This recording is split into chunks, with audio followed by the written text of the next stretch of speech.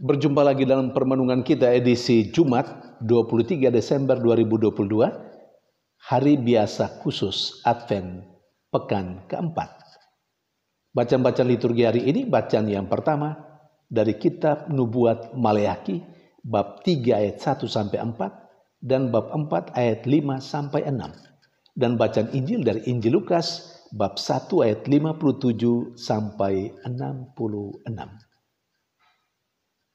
Kedua bacaan liturgi hari ini menampilkan dua tokoh penting utusan Allah yang mempersiapkan kedatangan Tuhan.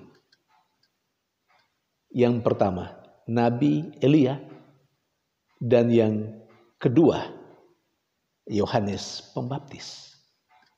Bahkan dalam kitab suci, Nabi Elia dan Yohanes Pembaptis, atau katakan lebih tepat, Yohanes Pembaptis sering disejajarkan dengan Nabi Elia. Mengapa? Karena ketegasan sikap mereka dalam mempersiapkan hati orang-orang Israel menyambut kedatangan Tuhan. Bahkan dalam bacaan pertama hari ini, dalam Nubuat Maleakhi, Nabi Elia digambarkan sebagai api tukang pemurni logam dan perak. Luar biasa bukan? Ia duduk untuk memurnikan emas dan perak. Demikian ia hadir untuk mentahirkan orang Lewi, supaya mereka pantas mempersembahkan kurban. Sesungguhnya kaum Lewi adalah kelompok suku Lewi yang dipercayakan untuk mempersembahkan kurban dalam bait suci. Tetapi sesungguhnya pada masa Nabi Maleakhi, kaum Lewi, para imamnya, hidupnya bobrok, baik dari aspek iman maupun juga dari aspek moral. Karena itu kehadiran Nabi Elia, ia ada untuk mempersiapkan hati orang Israel, hati kaum Lewi, para imam, supaya mereka pantas menerima kedatangan Tuhan.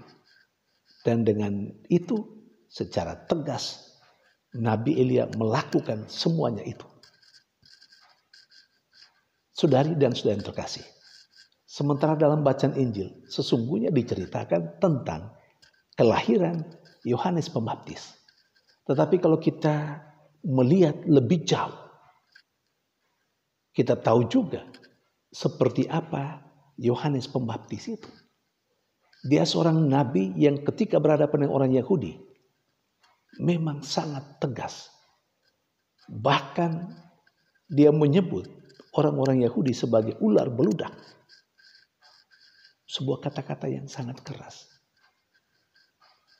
Kalau kita bertanya, mengapa sampai Nabi Elia dan juga Yohanes Pembaptis begitu tegas dalam karya perutusan mereka, menyiapkan hati bangsa Israel, orang-orang Yahudi, untuk kedatangan Tuhan. Saudari dan saudara yang terkasih,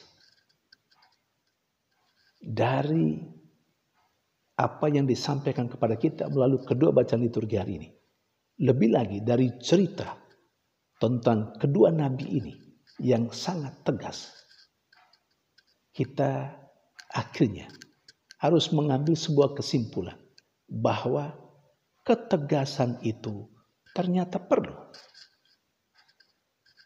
Bagi saya, mungkin bagi kita sekalian, saudara-saudara sekalian, banyak kali orang yang tegas dianggap sebagai kurang baik karena selalu dihubungkan dengan marah. Kalau tegas selalu dikatakan marah. Tapi pertanyaannya, apakah memang orang tidak boleh tegas? Apakah memang para nabi tidak boleh tegas? Dan kalau mereka tegas, mengapa mereka harus tegas? Saudari dan saudara terkasih, bangsa Israel, orang Yahudi, termasuk suku bangsa yang bandel. Suku bangsa yang tegar tengkuk. Nah, berhadapan dengan suku bangsa seperti ini, utusan Allah, Elia dan Yohanes Pembaptis menghadapinya dengan tegas supaya mereka bertobat sehingga pantas menerima kedatangan Tuhan.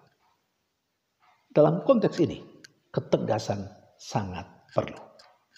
Ketika berhadapan dengan yang bandel, ketegasan adalah sikap yang tepat.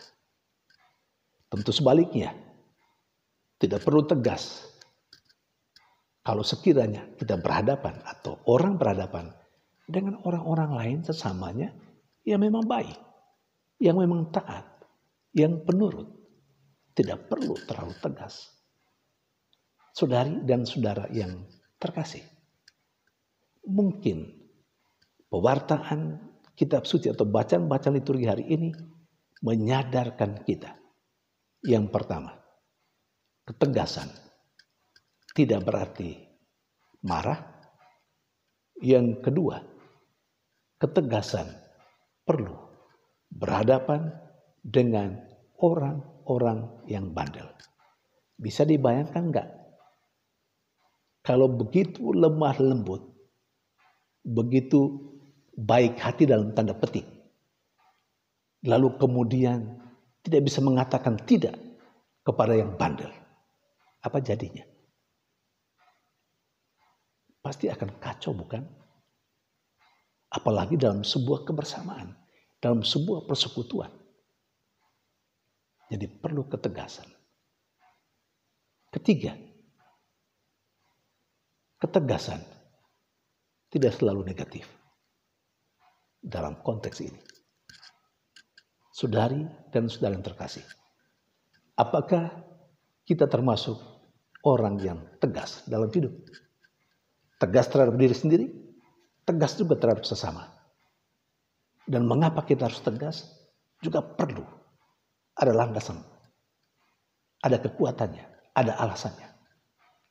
Untuk sesuatu atau untuk orang yang bandel, diri sendiri, sesama kita, siapapun, kita harus tegas. Tapi untuk orang yang baik, penurut, tidak mesti tegas, bukan? Saudari dan saudara yang terkasih, mungkin kita perlu atau kita mesti atau hidup ini perlu seni. Kita tahu kapan harus tegas dan tahu pula kita tidak perlu mengambil ketegasan. Saudari dan saudara yang terkasih, semoga kita melaksanakan sungguh-sungguh peran kenabian kita. Dan sebagai seorang nabi, kita perlu tegas. A kalau A, B kalau B. Jangan A menjadi B hanya karena ketidaktegasan kita. Dengan argumentasi, kita orang yang baik, orang yang lemah lembut. Kelemah lembutan, kebaikan tidak mesti menghilangkan ketegasan yang mesti kita miliki dalam diri kita sendiri. Tuhan memberkati.